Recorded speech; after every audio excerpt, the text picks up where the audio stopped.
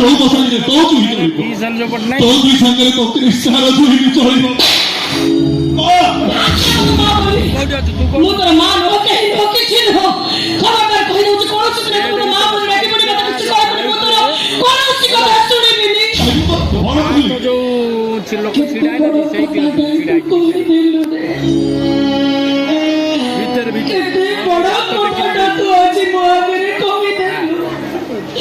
ଗୋଟେ ପୁଅ ମୋର ଏମିତି କଥା ଶୁଣି ସାରିବା କୋଉ ମା ଚୁପ୍ ରହିବ, କୋଉ ମାର ଦେହ ସହିବ?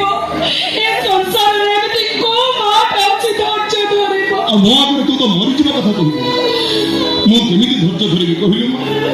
ଏ ମା, ତୋ ଛଡା ମୋର ଦୁନିଆରେ ଆଉ କିଏ ଅଛି? ଯଦି ତୋର କିଛି ହେଇଯିବ ମୁଁ କାହିଁକି ବଞ୍ଚିବି? କାହା ପାଇଁ ବଞ୍ଚି ହେବ? ମରିଯିବି, ମୋ ଦେହରୁ ଜୀବନଟା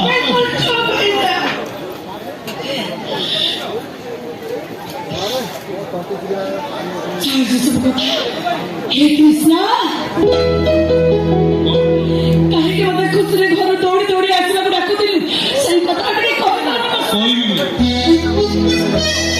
ତୋ ମନକୁ କହିବୁନି କଣ? କହ, ମୁଁ ଶୁଣିବି। ଘର କହିବିନି, ମୋର ମୁଡ୍ ନାହିଁ, ଯା। କଥାଟା ତ କହିବୁ, ଏଥିରେ ପୁଣି ମୁଡ୍ କଣ ଯେ?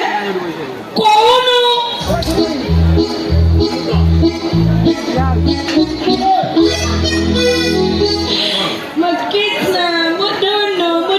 କହିଦବ ମା ଚିହ୍ନିବ କଣ? ବାପା, ମୋ ବାପା ପରେ କିଏ ଯେ ହବ?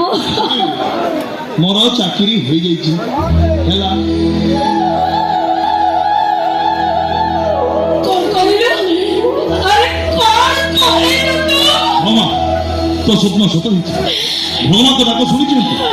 ଆଜି ତ କ୍ରିଷ୍ଣା ଗୋଟେ ଡାକ୍ତର। କୃଷ୍ଣ,